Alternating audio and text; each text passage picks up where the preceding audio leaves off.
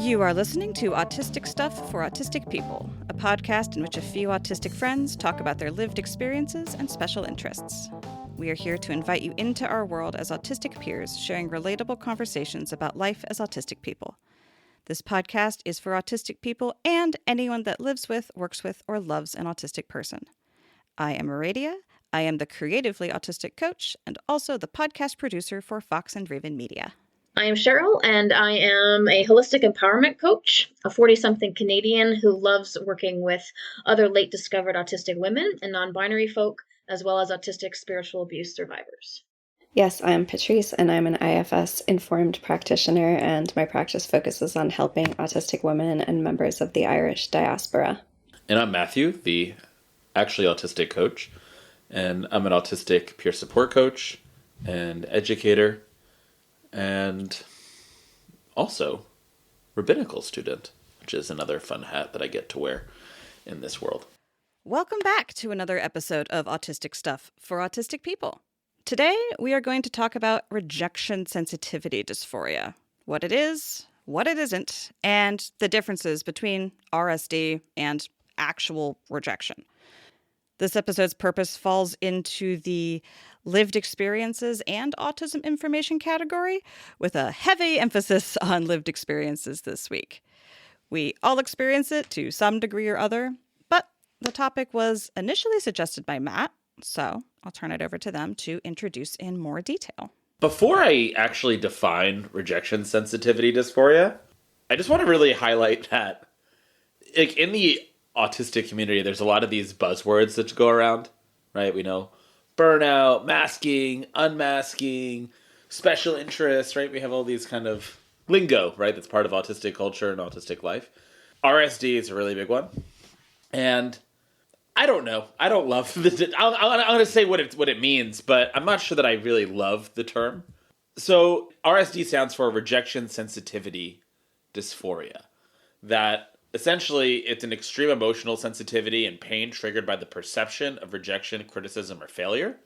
And for autistic people, this is that much more heightened, that much more intense. So that's how we understand it, right? So it's people with an extreme aversion to perceived rejection. I say perceived rejection because actual rejection, real rejection, isn't part of rejection sensitivity.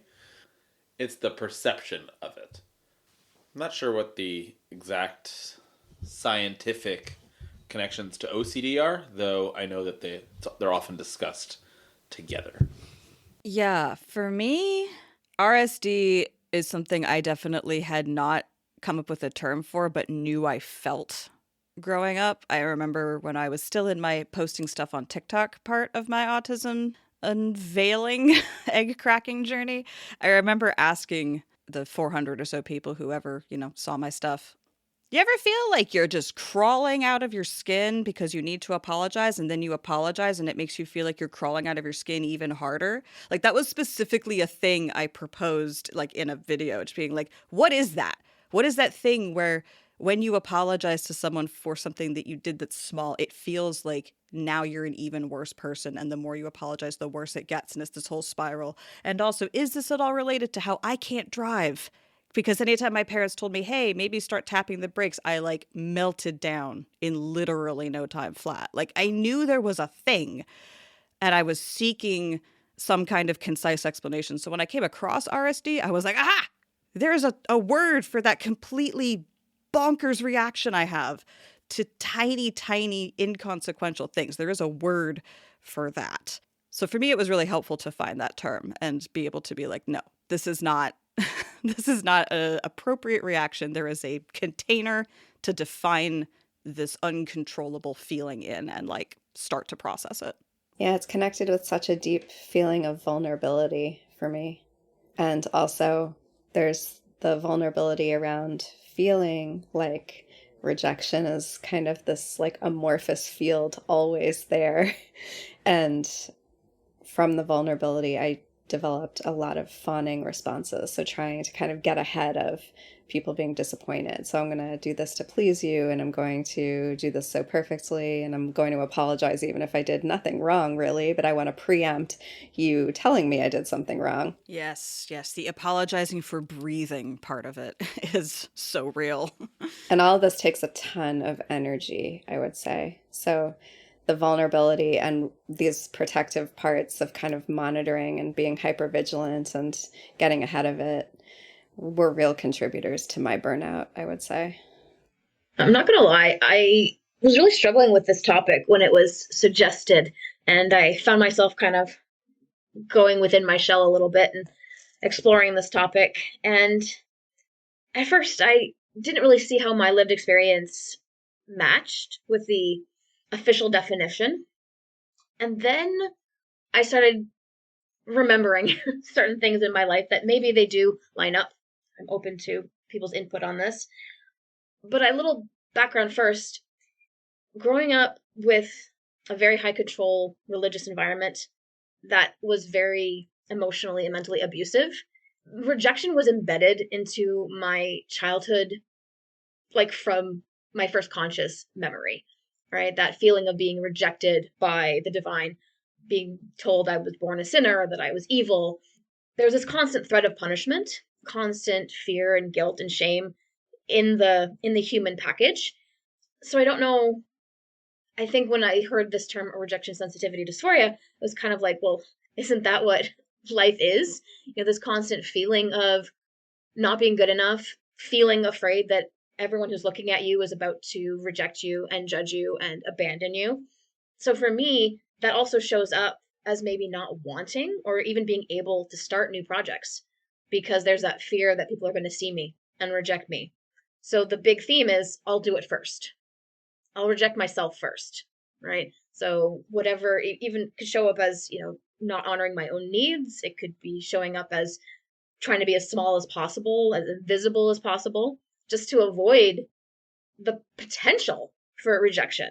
It shows up in, playing a game with a group of people, and maybe you have a partner in that game, and I screw up, and immediately panicking, right? It's not because I'm losing. It's not because, sore loser kind of thing. It's more like, oh my God, I made a mistake. They're going to be so upset with me that I'm making the team lose, right?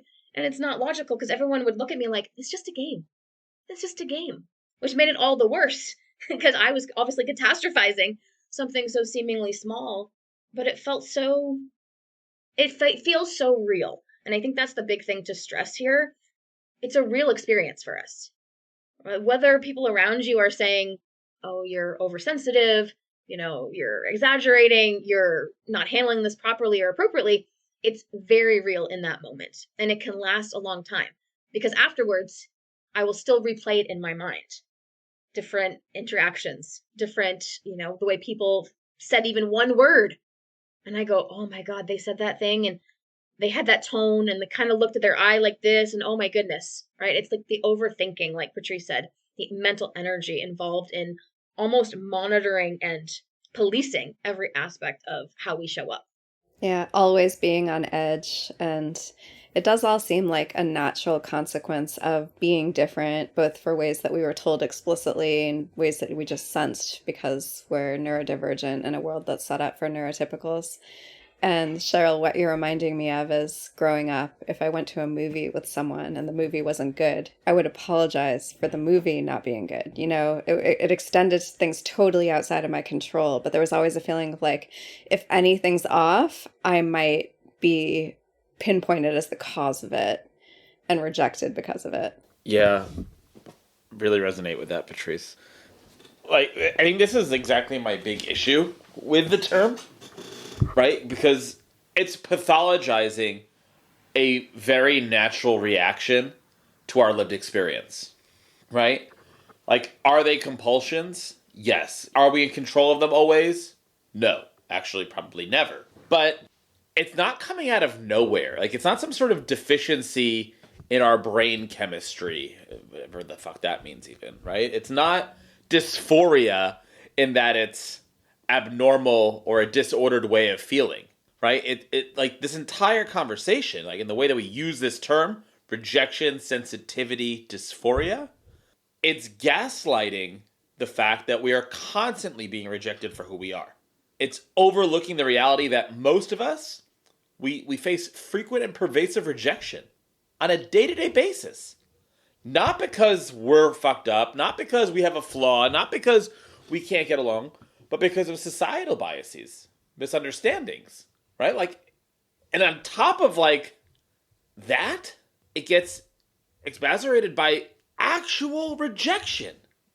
So it becomes like this like giant ball of goody fun, so to speak.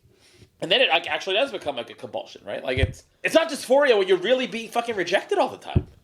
For me, like it feels like it started at I didn't know what would be rejected and what wouldn't be rejected. And so by the time I'm 10 years old and I'm used to, I can just be living my life and then suddenly I'm doing a thing that is being rejected and I had no idea like where that landmine was that I stepped on. Like, yeah, 8, 9, 10 years worth of just random landmines going off. Pretty soon, yeah, I am apologizing for breathing because one time I was breathing and it was a problem. And now I can't breathe without checking to make sure that that problem won't happen again. And yeah, it's by the time I'm 15 and being taught how to drive, it has completely spiraled into a much bigger, more problematic thing. But like, yeah, so much I just didn't know. I just didn't know what would be rejected and what wouldn't be rejected. So like, of course I'm going to be sensitive.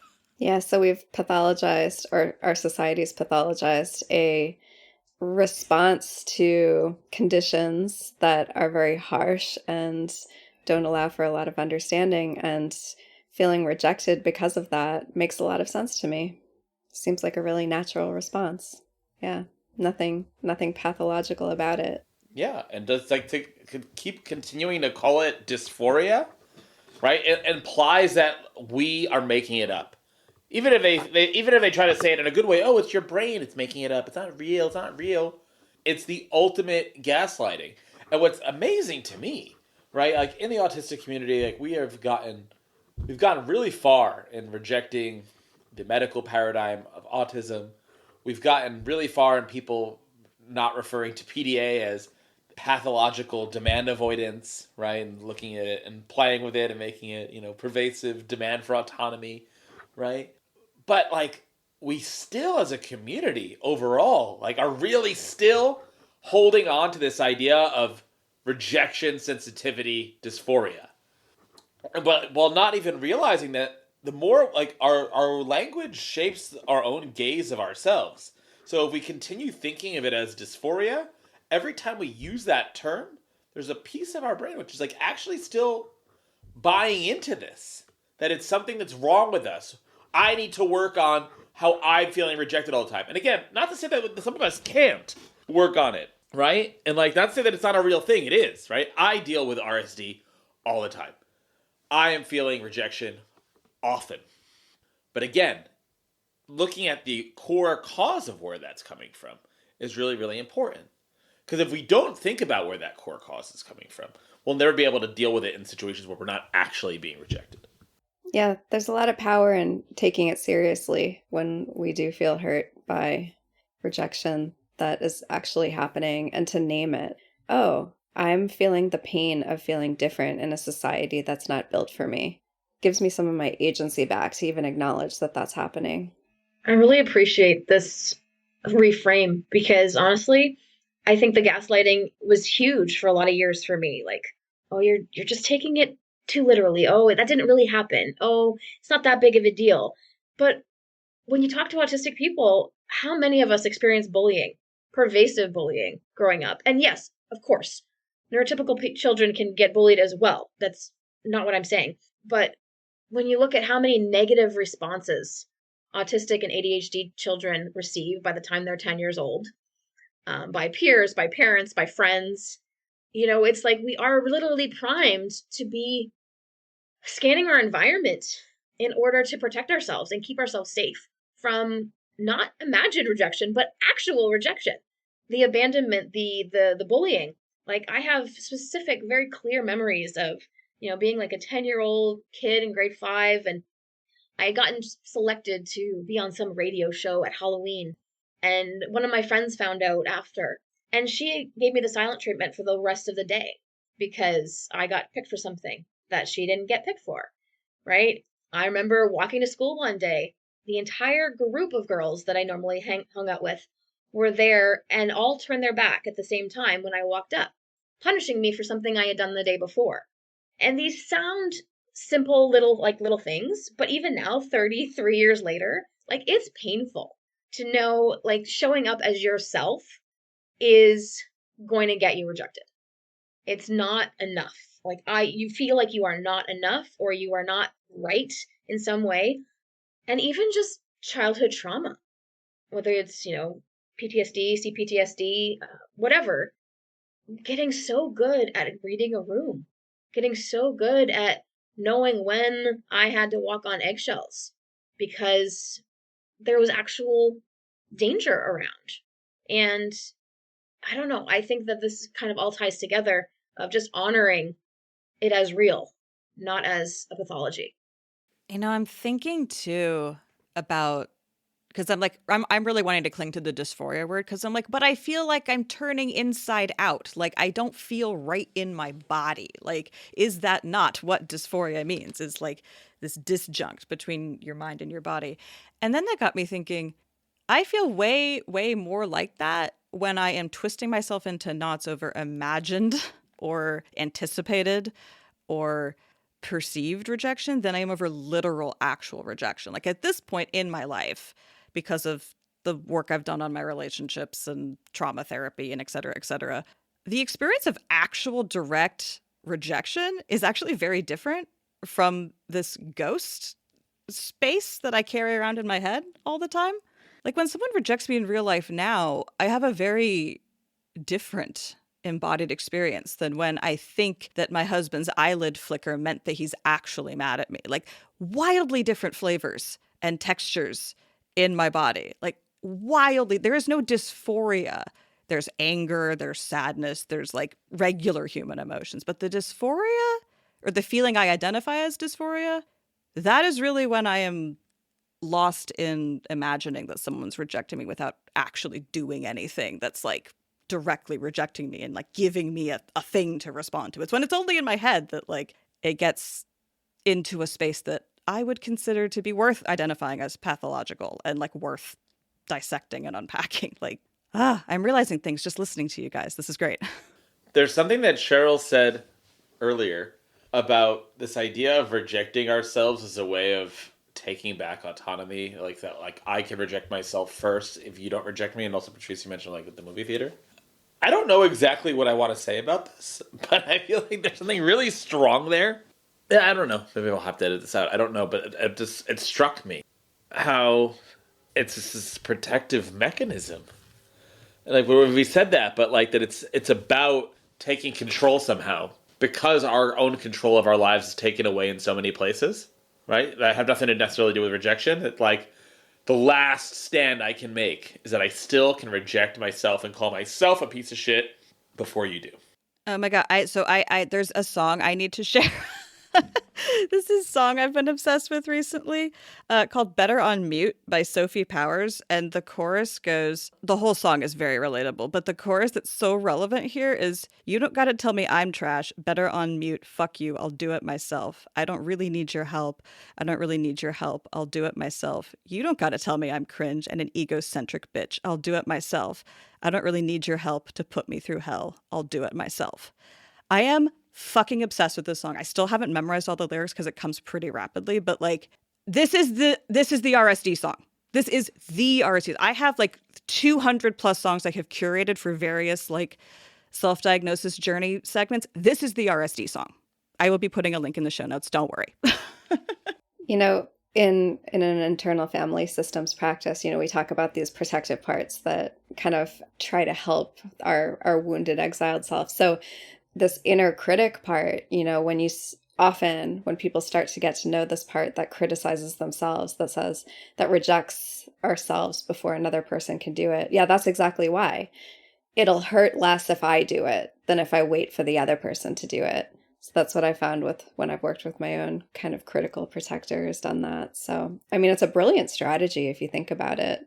And also, it creates a lot of pain because then we're hurting ourselves. It also, in my experience, makes me a terrible partner to another person because the more closely I relate to someone, the more I treat them like I treat myself. And it turns out I treat myself like shit. So if you're really close to me, you will get given the innermost treatment. And that is not generally appreciated and can create some real conflict and rejection. I wanted to kind of piggyback on that piece also, right? Also, when we're in a, so many of us have so much rejection and so many unhealthy relationships that this RSD also can affect our healthy relationships, right? Like, 'cause finally we find a healthy relationship, a supporting relationship, an affirming relationship.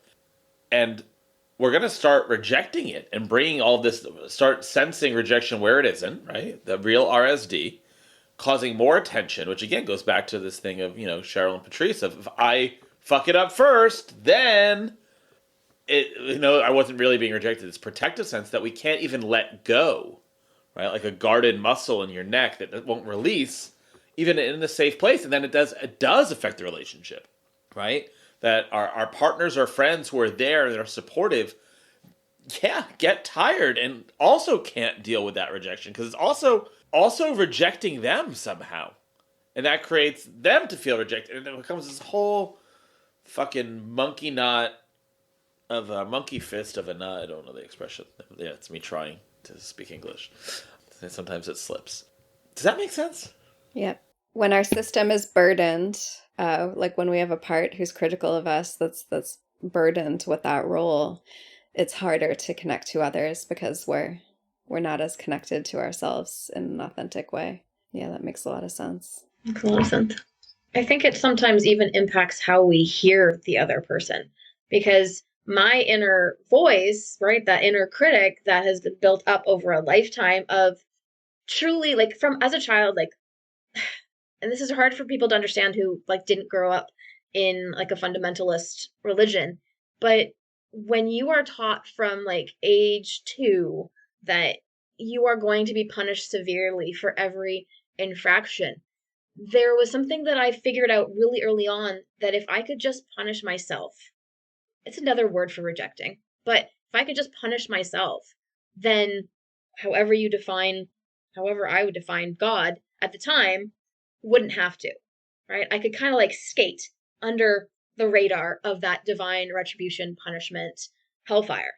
And so as a, a 3-year-old, a 4-year-old, 5-year-old, okay, fine, that maybe was me trying to like literally stay alive in a very effed up system, but it still created that voice, still creates the critical voice of, you're never good enough, you're not worth anything. It affects how I think about myself. It affects how I interpret people who are speaking to me. It's going through that filter, making assumptions, making like leaps that maybe they had no intention of. It impacts what opportunities I allow myself to pursue because, well, that would be like big. You'd be shining, you'd be visible, you'd be, up for lots of rejection there. Like let's take a step back. Like let's go back into that like little turtle shell.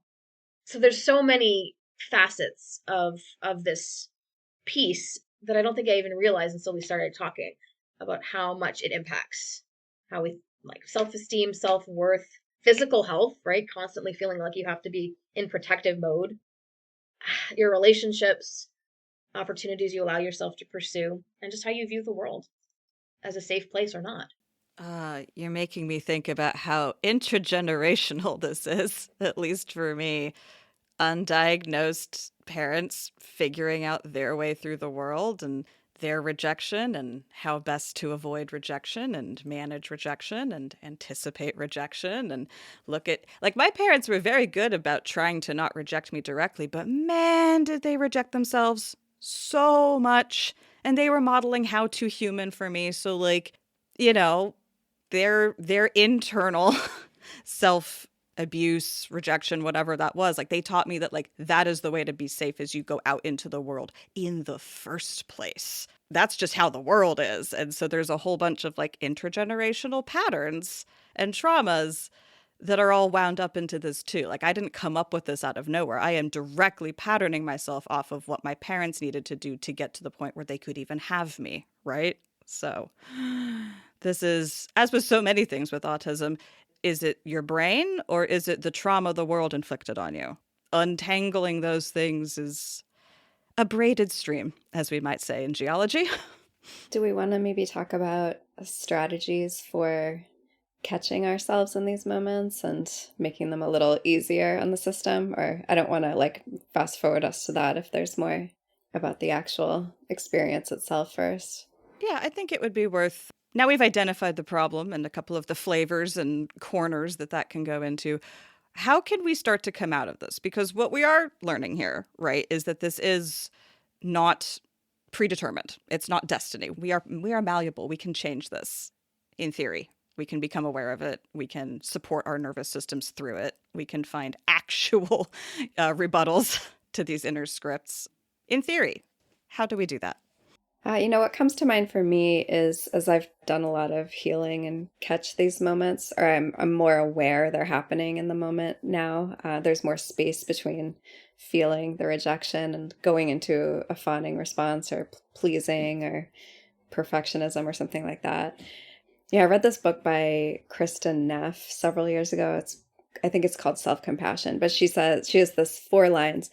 This is a moment of suffering. Suffering is part of life. May I be kind to myself in this moment. May I be compassionate to myself in this moment. And I find if I'm feeling like Aradia, you talked about the body sensations of rejection, being out of your skin. That's a good tell for me. I kind of could relate to that. So if I'm feeling out of body, I can kind of just put a hand on my sternum or something and say those lines, and even just naming, okay, I'm suffering right now, and just bringing some compassion to that moment interrupts what used to be this domino effect of creating a huge amount of energy expense, trying to control the uncontrollable for me. Yeah, because so much of the experience of being a kid is like, stop being so sensitive. You shouldn't be upset about this. And to, just create the space to be like, damn, I'm upset. I am in fact upset and I don't need to fix it this very moment. Like, I don't need to perform calmness for anyone. I can just be here and metabolize it. Yeah, that is such a critical first step, is to be like, you know what? I'm just gonna have to be miserable for a minute and just see what comes next minute after minute. I think it's really important also that sit there with it, right? Patrice, earlier you mentioned the protector part, right? Like, actively name that. This is my protecting part. Like, this is my protector. This is little me, right? Let it speak. And also then the next part of that labeling, right? Like, what's really helpful for me is that I have this little like mantra where I say over and over, and I have a little song, this is my RSD speaking. This is not me. This is my RSD, right? And maybe sometimes it's not, right? But okay, but like, label that spiral. Like, the spiral is coming. Let me label it. I'm feeling unsafe right now, but I'm not necessarily being rejected. Let me see that, right? From there, I like to go. I always have a reality anchor, depending on the situation, right? Especially with like people I know or people at work or people on social media, right? I have my reality anchor, right? I have permission to need reassurance. I haven't done anything wrong. People on the internet are mean when they don't understand. This person has been kind to me before. You know, all these different, this person loves me, right? Different kind of things depending on the situation to check back in with. And you're going to still slip, but like, if we don't have an anchor, we're just going to float out to sea, right? Even with an anchor, you still might float out, but give ourselves that chance to have it, right? And also something really important with people you know, right? And it's not necessarily going to be the case with people you don't know, but like, build that reassurance into the system. Be open with your families, with your friends about this. Don't hide it. Be open. I deal with this, right? Because already, like, as soon as it's intentional and it's not being reactive, it's also going to affect everybody very differently, I think. Yeah, I had a great experience several months ago where a different podcasting client who was paying me to edit stuff. They hadn't done any episodes in a while, and I wrote to them and was like, hey, just so you know, like, I really want to raise my rates. Like, I've been giving you a really good rate, and I want to raise it. And they wrote me back, and they're like, okay, so we're gonna not continue forward with you because our income's been going down, and we were gonna stop anyway, like before you even said the raise. And then long paragraph being like, now you tell your RSD to go sit in the corner and leave you alone, because they're all very neurodiverse and aware and silly people. And like most of the message telling me that they were not going to work with me anymore was like, and this is not about you. This is about us and our Patreon and our lack of income. And you tell your RSD to go sit in the. It was so just like, it just nipped that right in the bud, because they named it, they reassured me about it, and we were able to joke about it. And it was, yeah, they provided that. I didn't have to ask for that. They provided that for me because they knew how all of our brains worked. And it was really nice. It was really nice to be rejected and just be like, oh, okay. Anyway, moving on. Like, it was magical. I did not know it could be that easy. But yeah, other people, they're a resource. Wow, what a compassionate response. I'm just kind of sitting here in awe of, I mean, imagine getting told no and then given a paragraph about, and this isn't about you. I mean, just being able to interact with someone with that kind of emotional maturity and kind of awareness of what's happening with the other person. That's exciting. Yeah, thank you for sharing that. That's amazing modeling for me of that's even possible. Wow. And I could also do that for other people too. Yeah, thank you. I do love that. That's a beautiful story. One of the things that I found helps me a little bit with this is not in the moment, but a little bit after. I'll sometimes ask myself the question, if this was your client coming to you saying the exact same things that are in your head right now, how would you talk to that client? What would you ask them? What would how would you approach it? How would you help them reframe? And it's almost like by putting it out of myself at that little bit of a distance, imagining it was like, I'm literally like just imagining it's client right in front of me. It does help me see things from different perspectives. It's not a foolproof method, but it has worked at certain times in the past. Yeah, that makes a lot of sense, Cheryl, to externalize it and imagine it happening to someone you care about. That's helped me too.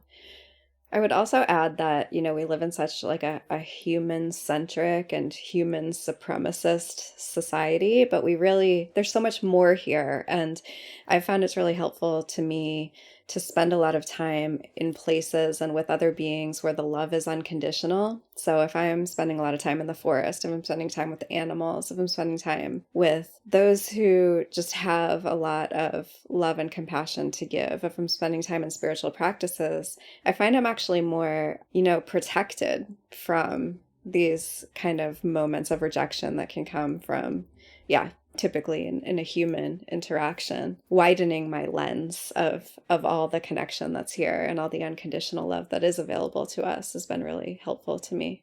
Yeah. Being rejected by the natural world is such a different experience, going at a blackberry bush and being like, you need to stop eating this, apple tree or whatever. And then, it's pushing back, it's rejecting you, it's demanding a blood sacrifice, but like, it's a different process. No, because I mean, I completely agree. Like I spent yesterday just completely outside and just really vibing with like the trees and the creek and being like, you are just doing your photosynthesizing best to just exist. And there's these little birds that are just like I watched a crow just like hopping its way up the side of the creek, and I couldn't figure out what it was doing. I assumed looking for little bugs. And there was just this like, none of these creatures care about all the baggage that I brought down here. Like, I came down here with this head full of shenanigans, and none of these creatures care at all. They're just living their best lives. And yeah, co-regulation. It's good to get from things other than people. And I think with nature, though, too, there's this opportunity to accept others unconditionally, right? Like, I walk into the forest, every tree is different. Some are craggly and, some are falling apart, and some are big and some are small. And it's like, oh, these are just so beautiful, right? I see the birds and the squirrels, and there's like turkeys actually right now in the trails near my house. And, there's no judgment coming from me. And I think that's the opportunity to experience that place of non-judgment. And then maybe there's a little bit left over for myself. And I feel like that can sometimes be like the reflection back. which is an awesome gift that nature has for us. Yeah. For me, too, it's like getting to be alone is a very rare commodity. I do live in the woods with exactly one other person and see very few other people, but that one other person works from home. So we're around each other all the time. He's actually currently gone for the weekend. He went out with my brother on a big old camping trip, and it's been great. So I've been savoring my alone time and experiencing what my internal scripts are like when I don't have another person to consider. And just getting to experience that is a very novel thing. And just getting to notice, wow, I'm spending a lot of my brain on carrying around a bunch of protective pre-rejection scripts for this person. And like, he is not asking for that. He is explicitly asking me to stop doing that quite so much. And the novelty of experiencing how much I'm doing that performance. I mean, I guess that's kind of just masking in broad, but like with respect to this, it's constantly looking out for, oh, what do I need to reject myself for next? And getting to have a few days by myself to just be like, I'm the only one here that matters is it's novel. It's a new perspective. It's nice to get to see that difference. And yeah, starting to be like, oh, okay, I am going to reject this behavior and not that behavior because it would make me more comfortable. And just doing that for me, it's helping me distinguish the flavors of actual rejection versus perceived rejection. Because I think that is really like, this is a great conversation, but I want to really stay focused on like perceived versus actual rejection is the crux of this. And like rejection is real. It happens. And we make it more than it needs to be. We bring more of it into the picture. And so I think, whether just through going out in the woods by yourself or doing, an IFS approach, like finding ways to identify what's going on and see the anatomy of it is really, really helpful. Even if, you do have to just suffer through it and it doesn't immediately resolve. Like I was talking to you guys and some other people this last week about like, why is identifying it not fixing the feeling? I feel like if I can identify it, that should just mean I don't have to suffer. And no,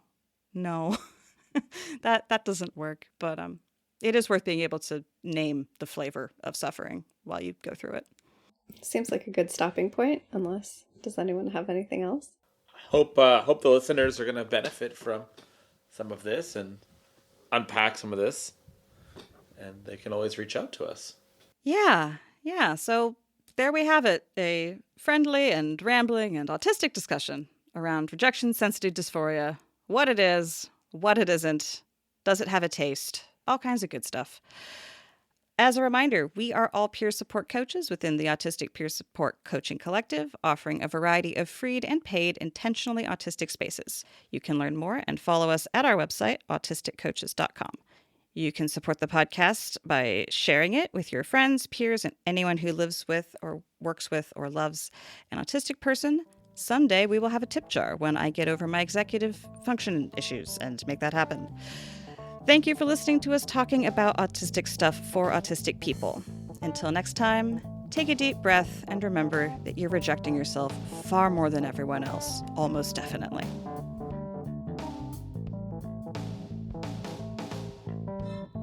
Autistic Stuff for Autistic People is a production of Fox and Draven Media. For more podcasts from Fox and Draven Media, visit our website, foxanddravenmedia.com.